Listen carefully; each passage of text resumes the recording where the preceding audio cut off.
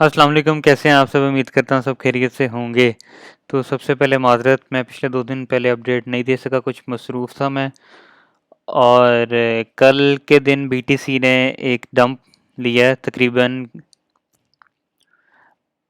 14 to 50% का। इसके पीछे रीज़न था कि न्यूज़ निकल के आई थी कि इलॉन मस्क ने, जो इलॉन मस्क है दुनिया के सबसे अमीर तरीन आदमी में से आते हैं, और उसने उनके पास जो बिटकॉइन थे उन्होंने सेल कर दिए थे 373 मिलियन के, मेरा ख्याल है बिटकॉइन थे उनके पास, तो वो सेल किया, उसकी वजह से बीटीसी में क्रैश आया।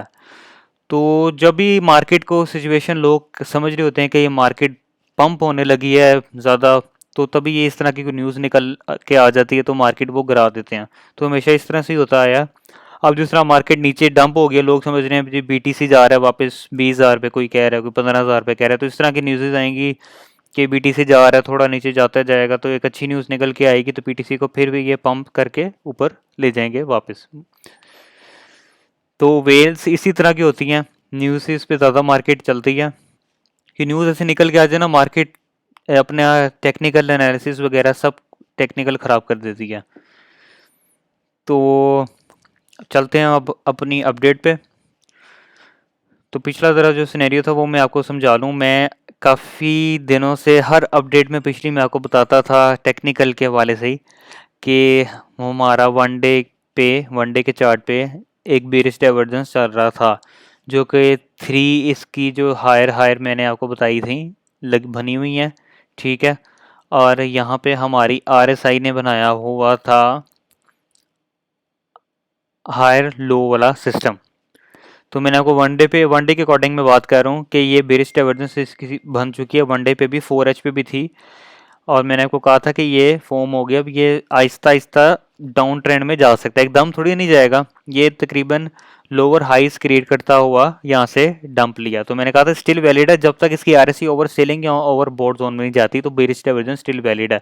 और बोर्ड जोन में जाएगी तो ये इनवैलिड हो जाएगी, और सेलिंग जोन में जाएगी तो ये वैलिड पूरी हो जाएगी, ठीक है। तो इसी तरह अब आपके सामने है ब्रिज डाइवर्जेंस के, मैंने वनडे पे कहा था फिर कैसी ब्रेक डाउन लिया है, और सीधा उसकी आरएसआई गई है ओवर सेलिंग जोन में, तो अभी ये वनडे पे भी कंप्लीट हो चुकी है, तो अच्छा एक हमें ब्रेक डाउन मिला है। किसी ने मेरे अपडेट पे चेक किया होगा या अपडेट को फॉलो किया होगा, या वो लॉस से बच गया होगा, या तो वो प्रॉफिट में होगा। रीज़न यही था कि मैं हर तरह खुल के आपसे बात करूं टेक्निकल के हवाले से, जो मुझे समझ में आता है, जितना मैंने सीखा है। यही था कि बेरिश डाइवर्जेंस वनडे पे भी हमारी चाह रही थी, वो अच्छा खासा डंप लेके वैलिड हो गया, और बीटीसी ने बहुत अच्छा डंप लिया। इसकी मैंने एक ट्विटर पे ना, मैं क्या कहते हैं, अपने जो होते हैं एनालिसिस या अपनी जो मैं ट्रेड लेता हूँ, जो मुझे लग रहा होता है कि मार्केट के आने वाले फ्यूचर में क्या हो सकता है, क्या आगे प्राइस एक्शन लग रहा है कि नेक्स्ट क्या होना है, तो वो मैंने ट्विटर पे अपलोड करता होता हूँ ज़्यादातर, क्योंकि मैं शुरू से ज़्यादा ट्विटर पे एक्टिव हूँ। बाकी टेलीग्राम में अपडेट वगैरह देता रहता हूँ, वो बीटीसी के जो मैं यूट्यूब पे अपडेट करता हूँ वो टेलीग्राम पे सारी देता रहता हूँ। ट्विटर में मैं एक्स्ट्रा, आप समझ रहे हैं ना, एक बोनस वाले तरीके से एक्स्ट्रा मैं अपडेट और अपने एनालिसिस और प्राइस एक्शन देता हूँ, और अपनी कुछ जो भी ट्रेड पर्सनल लेता हूँ वो देता हूँ। अच्छा, पिछले महीने 7th मंथ, तकरीबन अगस्त चल रहा है, जुलाई में, और जुलाई 14 को जब बीटीसी 31,000 वाले एरिया पे था, 31,300, तो यहाँ पर जब बेरिश डाइवर्जेंस बनना स्टार्ट हुई थी ना, 3 हायर हायर बन गई थी। तो मुझे लग रहा था कि ना, ये मेरा अपना एक्सपीरियंस है, मैं आपको बाद में बताऊंगा कि वो मुझे इतना क्यों लग रहा था कि ये डंप आना है। गौर से आपने समझना है।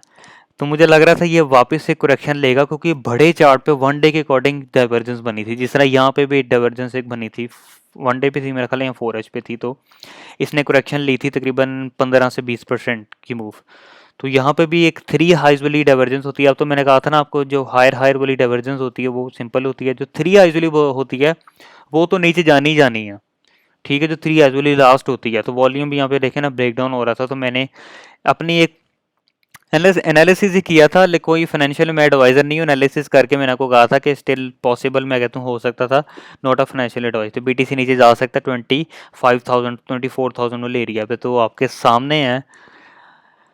बीटीसी ने वही वहीं से मूव लेके, वहीं से तो ऊपर नहीं गया, सीधा मूव लेके कितने रेंज में आ गया था, 24,000 वाले 5,000 वाले एरिया पे। ये आपके सामने मेरी ट्वीट है, ये ट्वीट कब की है, पिछले महीने 14 तारीख की, और ये मैंने कल आपको दिया था। ट्विटर पे। ये वाली चीज़ें मैं टेलीग्राम पे नहीं देता, इसके लिए ट्विटर आपको ज्वाइन करना पड़ेगा। तो जो कि मुझे टेक्निकल लग रहा था, मैं कोई फाइनेंशियल एडवाइज़र नहीं हूँ, ये मैं अपने तरीके से जहाँ तक मैंने सीखा है मुझे लग रहा था कि नीचे जा सकता है, और वाक़ई सुभान अल्लाह का शुक्र है मेरा एनालिसिस सही हो गया, और आगे भी इंशाल्लाह होता रहे ऐसे एनालिसिस सही। आप लोगों की दुआएं चाहिए और सपोर्ट चाहिए, बाकी मैं मेहनत करता रहूँगा आप लोगों के लिए। जो भी मेरे समझ में आती रही टेक्निकल एनालिसिस वो मैं आपसे शेयर करता रहूँगा, प्राइस एक्शन, ठीक है। बस आपका सपोर्ट चाहिए और आप मुझे फॉलो करते रहे ट्विटर और टेलीग्राम पे। आप चलते हैं वापस बीटीसी की तरफ। तो ब्रिज डाइवर्जेंस हमारी कंप्लीट हो चुकी है वनडे पे, ठीक है। अब हम चलते हैं जो हमारा 4H पे ज़रा चलते हैं। 4H पे जो ये हमारा लग रहा था जी, अल्लाह आपका भला करे, 4H पे भी ब्रिज डाइवर्जेंस वही वाली यहाँ पे चली थी, लेकिन 4H पे ज़रा मेरा ख्याल है टाइम फ्रेम ज़रा लोअर आ गया था ना उसकी, ऐसा लग रहा था कि कंप्लीट हो गई है जल्दी ये ब्रिज डाइवर्जेंस, क्योंकि यहाँ पे RSI यहाँ पे थोड़ी सी ओवर सेलिंग जोन में आ गई थी, तो बाकी वापस से ओवर बोर्ड जोन में गई थी। तो ये 4H पे तो कंप्लीट हो गई थी, 4H पे यहाँ पे कंसोलिडेशन चल रही थी, तो सही वनडे पे चल रही थी, जो मैं आपको कह रहा था कि नज़र रखनी है। तो 4H में आपको मैंने ये कहा था कि यहाँ पे एक इनवर्स हेड एंड शोल्डर का पैटर्न बन रहा है और बुल यहाँ पे बुल फ्लैग का बन रहा है, तो आपने नज़र रखनी है। अगर ये राइट शोल्डर है और ये होल्ड नहीं होता, तो अगर यहाँ से ब्रेक डाउन होता है, जैसे बुल फ्लैग का सिनेरियो था वो मैंने आपको दिया था, लेकिन मैंने को कहा था ये बुल फ्लैग का सिनेरियो कुछ स्ट्रक्चर ज़्यादा ही लंबा चल चुका है, तो ये इस पर अब नज़र नहीं रखनी, ये ख़राब हो चुका है, क्योंकि होल्ड नहीं कर रहा था BTC, यहाँ पे नीचे जाई जा रहा था। और ये क्या कहते हैं, जो इनवर्स हेड एंड शोल्डर का पैटर्न था ये भी राइट शोल्डर होल्ड नहीं हुआ, जिसको भी ब्रेक डाउन हुआ तो ये भी इनवैलिड हो गया था, ये मैंने आपको अपने टेलीग्राम में दे दिया था, ठीक है। ये लोअर टाइम फ्रेम के अंदर मैं अकॉर्डिंग एनालिसिस देते रहता हूँ, 4H में और 1H में 30 मिनट, ये ठीक है। हर एनालिसिस मेरा सही तो नहीं होगा ना, मैं जो भी मार्केट स्ट्रक्चर बन रहा था उसके हिसाब से मैं आपको अपडेट दे देता हूँ कि कुछ भी हो सकता है, आपने अपना रिस्क खुद ही मैनेज करना है और स्टॉप लॉस खुद ही लगाना है। बाकी मार्केट ने यहाँ से एक जब ब्रेक डाउन लिया तो ये नीचे सारे जो सपोर्ट जोन थे ये सारे ब्रेक करता हुआ आया, किसी सपोर्ट पे नहीं रुका। अब यहाँ पे BTC रुका हुआ है। अब हम फ्रेश ज़रा सिनेरियो पे चलते हैं। बाकी ज़रा वीकली भी एक मैं नज़र मार लेता हूँ। वीकली पे भी अभी वीकली पे देखें ना, सारा कुछ नॉर्मल है लग रहा। अच्छा, वीकली पे यहाँ पे RSI ओवरबॉट जोन में देखें, यहाँ पे लोअर हायर लो बनी हुई है और यहाँ पे हायर हायर वीकली पे बनी हुई है, आपके सामने डाइवर्जेंस बनी हुई है, लेकिन इसकी ओवर सीलिंग जोन में नज़र नहीं आ रही, ओवर बॉट जोन में सॉरी। वीकली के वनडे पे देखते हैं, वनडे पे यही मैंने आपको कहा था, देखें हायर लो 3 टाइम और हायर हायर, डाइवर्जेंस वनडे पे चली और कैसी चली। अच्छा, आप चलते हैं ज़रा, वनडे पे भी ओवर सेलिंग जोन में आ गया RSI, 4H पे भी ओवर सेलिंग जोन में बैठी है, कुछ ज़्यादा ही ओवर सेलिंग जोन में बैठी है, देखें। अब आ जाते हैं 1H पे। अच्छा, 1H पे अब मैं आपको बता देता हूँ, ज़रा गौर से आपने सुन रहा है। अब हमने अपने नीचे डिमांड जोन पे नज़र रखनी है, जो मैंने ग्रीन जोन बनाए हुए हैं ना, ये सारे, ये नीचे डिमांड जोन है, ऊपर ये जो मैंने रेड एरिया कर दी ये सारा हो गया रेजिस्टेंस एरिया हो गया, ठीक है। क्योंकि जो भी को पहले रेजिस्टेंस, ये पहले सपोर्ट जोन थे ना, इनको ब्रेक किया, अब ये रेजिस्टेंस बन जाएंगे, सपोर्ट भी कम रेजिस्टेंस जब वो टूटती है, ठीक है। अब 1H के अकॉर्डिंग BTC होल्ड करने की कोशिश कर रहा है, देखते हैं अपने टेक्निकल के हिसाब से। एक इसने लो यहाँ पे मारा है 26,200। अब उसके अलावा यहाँ पे आ गया 25,700 वाले एरिया पे, ठीक है। तो मेरा ख्याल है मैं आज की डेट बताना भूल गया हूँ, आज डेट 19 अगस्त सैटरडे आज है, सुबह के 7 बज रहे हैं। BTC वही 25,900 वाली एरिया पे मूव कर रहा है। तो अच्छा, अब 1H पे और 4H पे तो डाइवर्जेंस सारा कुछ चल चुका है, वनडे पे भी अभी RSI ओवर सेलिंग में बैठी हुई है, आपके सामने है। अब 1H पे भी लोअर लो फॉर्मेशन इसने किया हुआ, देखा RSI लोअर हाइज बना रही है, आपके सामने है, ये देखें लोअर लो। विक्स को नहीं देखना, कैंडल को देखें। अगर आपको डाइवर्जेंस के बारे में नहीं पता तो मेरी प्लेलिस्ट है क्रिप्टो गाइड्स के नाम पे, उसका पॉपअप मैं लगा देता हूँ, उस पर जाके बुलिश डाइवर्जेंस और बेरिश डाइवर्जेंस क्या है इसके बारे में मैंने वीडियो बनाई है, वो चेक कीजिएगा। वो असल reversal technical analysis price action वही होता है, ठीक है। ये सपोर्ट रेजिस्टेंस भी होता है, लेकिन हर चीज़ को मद्देनजर रख के हम अपने एनालिसिस आपको देते हैं। अच्छा, अब इसके अलावा लोअर लो फॉर्मेशन यहाँ पे और लोअर हाइज RSI बना रही है 1H पे, लेकिन यहाँ पे हमें रेड एरिया एक मैकडी का नहीं मेरा एक ट्रेंड लाइन यहाँ पे शो तो करिए बुलिश डाइवर्जेंस का।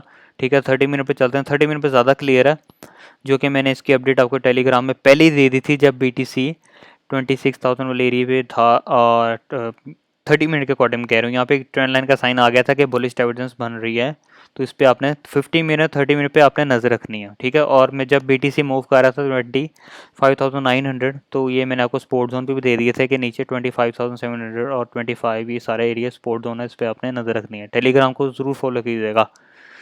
तो यहाँ से इसने सपोर्ट पकड़ी तो थी 25,700, जैसा कि मैंने आपको अपडेट में कहा था, और एक डाइवर्जेंस बनाई है 50 मिनट से 30 मिनट के दरमियान, जो कि 30 मिनट पे ज़्यादा क्लियर है। 50 मिनट चेक कर लेते हैं। लोअर हाईज ही क्रिएट किए हुए हैं आपके सामने देखें, लेकिन 30 मिनट पे ज़्यादा क्लियर है 30 मिनट के। और 1H पे भी आप कह सकते हैं, लेकिन 30 मिनट पे हम देखेंगे। ठीक है, तो ये लोअर लो का फॉर्मेशन है। ठीक है, और लोअर हाइज RSI ने बनाई है। अब इसकी बुलिश डाइवर्जेंस की RSI का मैंने आपको क्या बताया हुआ है, बुलिश डाइवर्जेंस ये बनी हुई है ना, जब तक इसकी RSI ओवर बोर्ड जोन में नहीं जाएगी तो ये तब तक इसका मतलब बुलिश डाइवर्जेंस स्टिल वैलिड है, या ओवर सेलिंग जोन में। तो ओवर बोर्ड जोन में जाएगी तो वैलिड हो जाएगी, चल जाएगी तो मार्केट भी ऊपर निकल जाएगी, इसका मतलब नीचे आएगी तो ये इनवैलिड हो जाएगी। ठीक है, बुलिश डाइवर्जेंस। ठीक है, तो इसका मतलब बुलिश डाइवर्जेंस हमारे भी चल रही है, हमने अब इसको नज़र में रखना है कि डिमांड जोन सपोर्ट जोन पर नज़र रखनी है, इसमें वॉल्यूम आता है या नहीं। अब मैं आपको इसका सिनेरियो बता देता हूँ। सबसे पहले तो ये अभी रेजिस्टेंस जो कि बनी हुई है 26,000 वाला एरिया, जो कि अभी रेजिस्टेंस लेके बैठा है, ये जो रेड एरिया है ये रेजिस्टेंस का एरिया है। ठीक है, अगर इस ऊपर जाता है बुलिश डाइवर्जेंस को कंप्लीट करने की कोशिश करता है तो इसके ऊपर होल्ड करता है इस रेजिस्टेंस के। ठीक है, नेक्स्ट रेजिस्टेंस हमारी 26,500 की है। ठीक है, यहाँ से नीचे भी आ सकता है, तो अगर इसके ऊपर ब्रेकआउट लेके होल्ड करता है, ठीक है, ये रेजिस्टेंस को ब्रेक करके सपोर्ट में कन्वर्ट करके मज़ीद ऊपर जाता है, तो हमारे पास 26,900 की भी रेजिस्टेंस पड़ी हुई है। ठीक है, यहाँ से भी नीचे भी आ सकता है। ठीक है, क्योंकि रेजिस्टेंस है। या अगर इसके ऊपर ब्रेकआउट लेके फिर रीटेस्ट करके इस होल्ड करके मज़ीद ऊपर जाता है, तो हमारे पास 27,500 का भी रेजिस्टेंस एरिया बैठा हुआ है, यहाँ से भी नीचे आ सकता है। अगर इसके ऊपर ब्रेकडाउन लेके होल्ड करके ऊपर जाता है तो 27,700 की भी हमारे पास रेजिस्टेंस पड़ी हुई है। ठीक है, यहाँ से भी नीचे आ सकता है। तो ये ऊपर सारे हमारे हो गए रेजिस्टेंस जोन। तो स्टेप बाय स्टेप मैंने आपको बता दिया कि कैसे मूव कर सकता है। बाकी ये अभी क्योंकि 26,000 का रेजिस्टेंस एरिया रेड मुझे नज़र आ रहा है, अगर यहाँ से ये नीचे जाता है, ठीक है, या इसको रीटेस्ट करके या यहीं से नीचे जाता है डायरेक्ट, ठीक है, कुछ भी हो सकता है, यहाँ नीचे जाता है, तो मैं आपको नीचे का सिनेरियो बता देता हूँ। नीचे हमारे पास 25,700 की सपोर्ट पड़ी है, यहाँ से ऊपर भी जा सकता है। मज़ीद नीचे जाकर अगर इसको ब्रेक करता है, इसको रेजिस्टेंस में कन्वर्ट करके मज़ीद नीचे जाता है, तो हमारे पास सपोर्ट पड़ी हुई है 25,500 की। ठीक है, यहाँ से ऊपर भी जा सकता है। तो अगर इसको होल्ड नहीं कर पाता नीचे, इसके ब्रेकडाउन लेके, ठीक है, ब्रेक करके इसको रीटेस्ट करके रेजिस्टेंस में बना के फिर नीचे जाता है, तो हमारे पास मेजर सपोर्ट 25,000 की पड़ी हुई है। ठीक है, यहाँ से ऊपर भी जा सकता है। तो इसके नीचे अगर फिर इसको होल्ड नहीं कर पाता, ब्रेक करके नीचे मजीद जाता है, 24,500 की हमारे पास नीचे भी सपोर्ट पड़ी हुई है। ठीक है, तो ये फिर नीचे अगर आता है तो ये अगर हमारी RSI पे नज़र रखनी है, अगर वापस RSI ओवर सेलिंग जोन में आती है ना इसके एरिया के नीचे, या तो ये इनवैलिड हो जाएगा। ये अगर नीचे आता है BTC, तो ये बुलिश डाइवर्जेंस तो यहाँ पे जो 30 मिनट पे बनी हुई है ना, ये लोअर लो फॉर्मेशन है, अगर नीचे आता है तो ये अगर ओवर सेलिंग जोन में RSI आती है तो इनवैलिड हो जाएगा। अगर BTC ऊपर जाता है, जो कि मैंने आपको बताया है, ऊपर जाता है, तो ये हमारी RSI अगर ऊपर निकलती है तो ये स्टिल वैलिड हो जाएगा बुलिश डाइवर्जेंस 30 मिनट पे। ठीक है, तो ये मैंने आपको सिनेरियो बताना था। ठीक है, बाकी डाइवर्जेंस अभी 30 मिनट पे नज़र आ रही है, 15 मिनट भी कह सकते हैं, 1H पे भी इतनी अभी क्लियर नहीं है ज़्यादा। 30 मिनट पे है, 30 मिनट के अकॉर्डिंग डाइवर्जेंस बनी है, हम देखेंगे इसको। 1H पे भी स्टिल नज़र आ रहा है, लेकिन यहाँ पे मैकडी का एक वॉल्यूम रेड वाला नज़र नहीं आ रहा है, जिस तरह यहाँ पे हमें थोड़ा सा रेड का वॉल्यूम नज़र आया था। ठीक है, तो सारे चार्ट पे अब आपने नज़र रखनी है BTC को। अब आगे नीचे सारे डिमांड जोन है, बड़े चार्ट के हिसाब से बड़ा अच्छा इसने ब्रेकडाउन लिया है, हम जो कि मैंने एक बेरिश डाइवर्जेंस का बताया था, स्टिल वैलिड है। अच्छा, जब भी टेक्निकल भी मैं बेरिश था, क्योंकि बड़े चार्ट पे मैं को कहता रहता था कि बेरिश डाइवर्जेंस बन रही है, इस पर वन डे पे चल रही है, तो इस पर नज़र रखनी है। अगर ओवर सेलिंग जोन में जाती है RSI यहाँ पे और बोर्ड जोन में, तो ये इनवैलिड हो जाएगी। सेलिंग जोन में जाती तो ये स्टिल वैलिड होकर कंप्लीट हो जाएगी, तो इस पर नज़र रखनी है। तो जब मार्केट के बड़े चार्ट पे इस तरह कोई डाइवर्जेंस आ रही होती है तभी कोई बैड न्यूज़ निकल के आती है तो मार्केट को गिरा देते हैं। ये मुझे लगता है थोड़ा कनेक्शन ना टेक्निकल के हिसाब से ही होता है जिन लोगों को पता होता है। और बाकी वेल्स भी होती हैं वो मार्केट को कभी ना कभी गिरा सकती हैं, वो हमें भी नहीं पता होता। बाकी स्टॉप जो भी आप ट्रेड करते हैं यार स्टॉप लॉस ज़रूर लगाइएगा। मैं भी पहले स्टॉप लॉस नहीं लगाता था, मैंने भी बड़े नुकसान किए हैं। ठीक है, फीचर्स में बात कर रहा हूँ, मैं भी स्टॉप लॉस नहीं लगाता था, अपने आप को बड़ा समझता था कि मार्केट खाली मेरी है। और भी लोग जब हम एक एंट्री अपनी बंद करते हैं ना, वो एक और आगे से एक और बंदा कोई ट्रेड खोलता है तो उसने भी प्रॉफिट बनाना होता है, खाली हमने नहीं बनाना। शायद उसने हमने शॉर्ट किया, उसने लॉन्ग किया तो उसका लॉन्ग जाएगा, हमारा शॉर्ट पे लिक्विडिटी होगा। उसने बड़ी अमाउंट से किया होगा लॉन्ग, हमने छोटी अमाउंट से शॉर्ट खोला हो, तो मार्केट ने ऊपर ही जाना है। ऐसे ही होता है, हमारी मार्केट नहीं हम स्टॉप लॉस लगा के ट्रेड करें, थोड़ा सा मार्केट ऊपर हो तो हम प्रॉफिट लेके बाहर, फिर नई ट्रेड सोचें, फिर थोड़ा सा प्रॉफिट बना के बाहर स्टॉप लॉस के साथ। ठीक है, अगर आप खुद से ट्रेड नहीं करना चाहते, आपको लॉस ज़्यादा होते हैं, तो आप सोते सोते पैसे बनाना चाहते हैं, तो जिस तरह फेयर इंडेक्स पे मैं ट्रेड करता हूँ अपनी पर्सनल वगैरह, ठीक है, तो इसको मुझे आप कॉपी कर सकते हैं, कॉपी ट्रेड कर सकते हैं। और क्या कहते हैं, ये मेरा रेशियो 7 डे का है, 70%, 3 वीक्स का 72%, ये आपके सामने है। ये ट्रेड मैंने खोली हुई है बीटीसी की $50, ये देखें 25,919 पे था, 26 पे आया, मैंने बंद कर दी प्रॉफिट में बुक। ठीक है, और अभी ये मेरा जो 7 डे का लॉस आ रहा है, ये मेरा लॉस स्टे हुआ है।